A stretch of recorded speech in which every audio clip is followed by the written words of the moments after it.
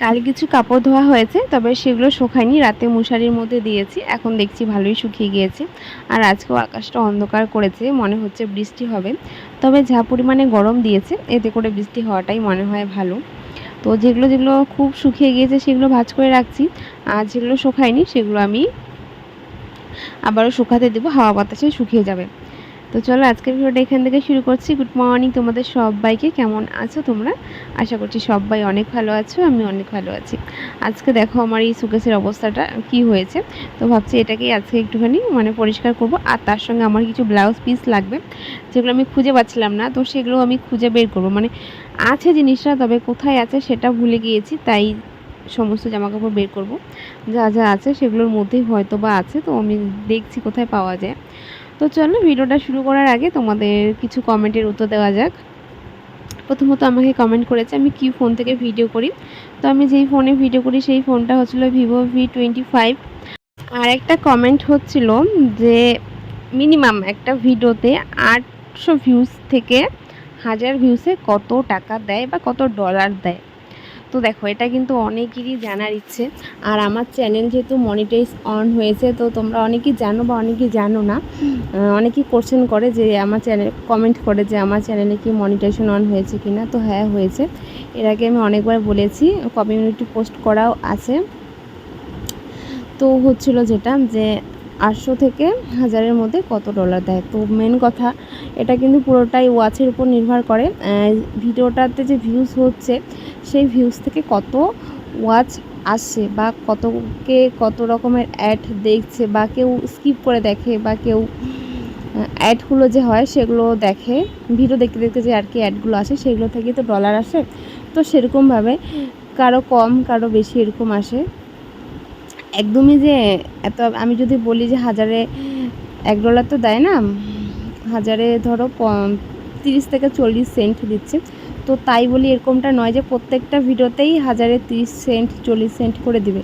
এটা কিন্তু কম বেশি হয়ে থাকে, সেই ভিডিও যতটা লং হবে সেই ভিডিওতে অ্যামাউন্টটা কিন্তু ঠিক ততটা বেশি হবে। যত বড় ভিডিও তত বেশি অ্যাড চলে, তত বেশি অ্যামাউন্ট আসে, এতটুকুই। কোনো ভিডিওতে একদম যে ঠিকঠাক আসে সেরকমটা কিন্তু নয়, কম বেশি এরকম হতে থাকে, ঠিকঠাক কারোই আসে না। তো এটাই ছিল। আর যদি বলো যে কত আসে, সেটা আমি বলবো যে আমি জানি না যে বলা যায় কি না। তবে আমি যতটা জানি যে এসব নাকি বলা যায় না। তাই যদি কারো কিছু জানার থাকে আমাকে বলতে পারো, আমি কমেন্টে চেষ্টা করব রিপ্লাই দেওয়ার। তো চলো আমি জামা কাপড়গুলো ভাঁজ করে নিচ্ছি। আর তোমরা আমাকে এইসব ব্যাপারে অনেক কিছু জানতে চাও, যেগুলো কমেন্টে বলা সম্ভব নয়, এত বড় বড় কোশ্চেন অ্যান্সারটা থাকে, সেটা কমেন্টে বলা সম্ভব নয়। তাই আমি চেষ্টা করব ভিডিওর মাধ্যমে বলার, আর তোমরা ভিডিওটা দেখলেই বুঝতে পারবে। তো দেখো সমস্ত কাপড় কিন্তু আমি বের করে নিয়েছি, আর এই যে ব্লাউজ পিসগুলো আমি কিন্তু খুঁজেও পেয়েছি।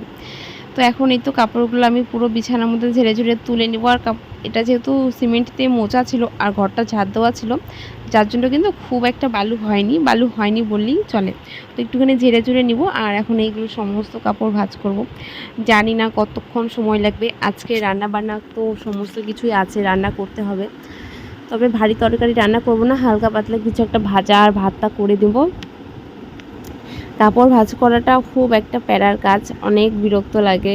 যারা যারা এইসব কাজে অভ্যস্ত নয় তাদের তো মাথা ঘুরবে। যেমনটা আমার মা এগুলো একদমই দেখতে পারে না, আমার মায়ের আর কি মাথা ঘুরে বিরক্ত লাগে। আমাদের বাড়িতেও অনেকেই আসে, বলে যে আমার কাপড় ভাঁজ করতে ভালো লাগে না, আমার বাসন মাজতে ভালো লাগে। এক একজনের এক একটা কাজ ভালো লাগে। কেউ আছে কাপড় কাচতে ভালো লাগে, আমার যেরকম কাপড় কাচাটা খুব একটা পছন্দের না, বাসন মাজাটা ঠিক আছে।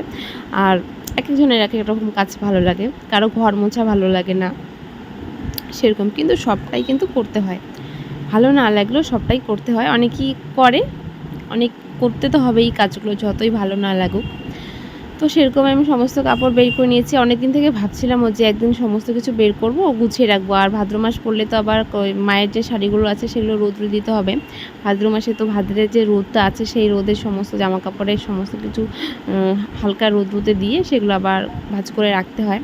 তাই এগুলো যেহেতু জামা কাপড়গুলো পুরানা বলবো না, ছোটোবেলার অনেক আগের, নতুনও আছে কিছু কিছু আছে, কিছু কিছু এখনকার যেগুলো আর পরা হয় না, তো সেগুলো আমি এখানে রেখে দিচ্ছি নিচে।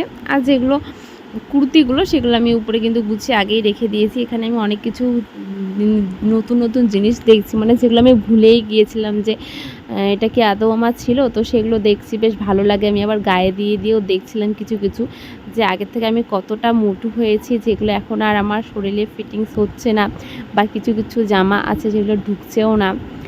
তো চলো, অনেকটা গল্প করলাম তোমাদের সঙ্গে, অনেক কমেন্টে রিপ্লাই দিলাম। আরও যদি তোমাদের কিছু জানার থাকে অবশ্যই কমেন্ট করো, আমি বলবো যতটুকু জানি ইউটিউবের ব্যাপারে।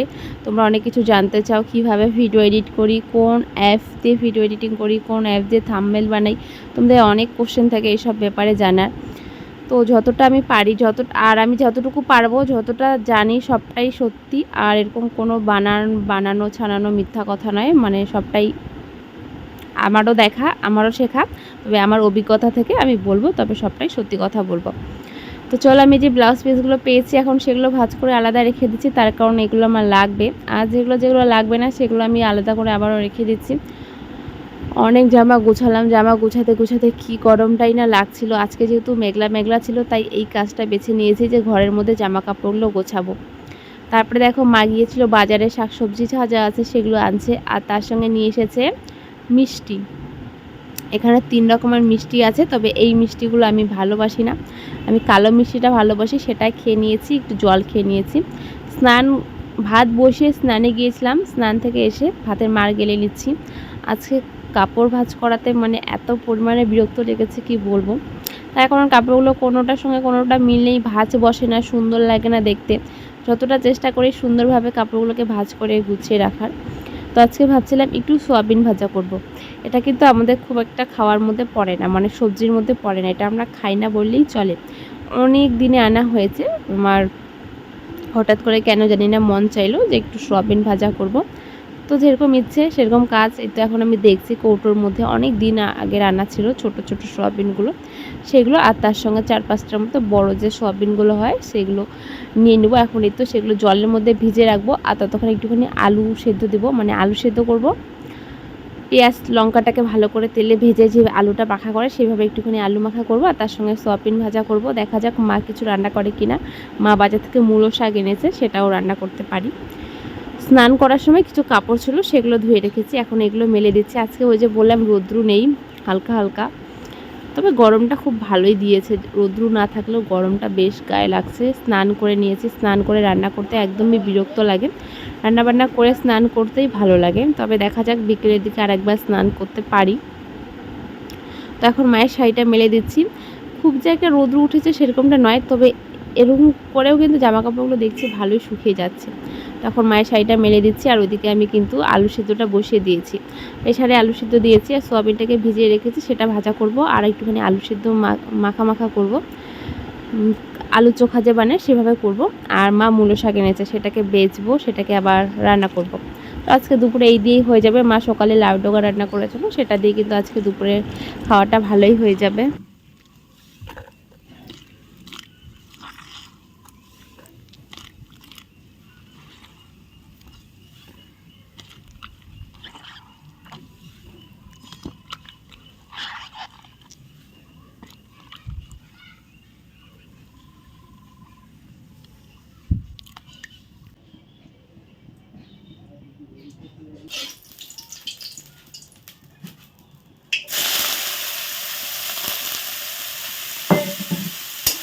সোয়াবিনটাকে ভালো মতো ভেজে নিয়েছি, এবার একটুখানি নুন আর হলুদ দিয়ে দেবো, তারপরে একটু ভেজে নেব। জানি ঢাকা দিতে হয় না, আমি তবু ঢাকা দিয়েছি, একটু পোড়া পোড়া লাগবে, ভালো লাগে খেতে।